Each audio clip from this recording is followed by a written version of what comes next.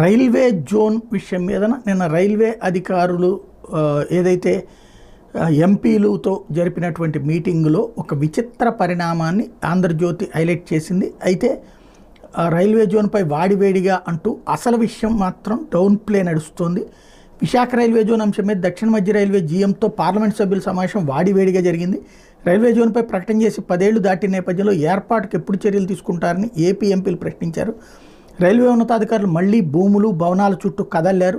Railway zone ఏర్పాటుకు భూములు భవనాలతో ముడిపెట్టద్దని కేంద్రం ఇచ్చిన హామీని వెంటనే అమలు చేసేందుకు చర్యలు తీసుకోవాల్సిందిగా ఎంపీలు గట్టిగా కోరారు. శుక్రవారం విజయవాడ దక్షిణ మధ్య రైల్వే జీఎం అరుణ్ కుమార్ నేతృత్వంలో ఏపీ పార్లమెంట్ సభ్యులతో సమావేశం జరిగింది. సమావేశానికి మొత్తం 31 మంది లోక్సభ రాజ్యసభ ఎంపీలకు ఆహ్వానం పంపగా 16 మంది ఎంపీలు హాజరయ్యారు. మెజార్టీ ఎంపీలు రైల్వే జోన్ అంశంపై గట్టిగా ప్రస్తావించారు. భూములు భవనాల సమస్య తేలే వరకు తాత్కాలికంగా అద్దె భవనాల్లో కార్యాలయాలు ఏర్పాటు చేయాలని, లేని పక్షంలో విశాఖ డిఆర్ఎం కార్యాలయంలో కొన్ని గదులు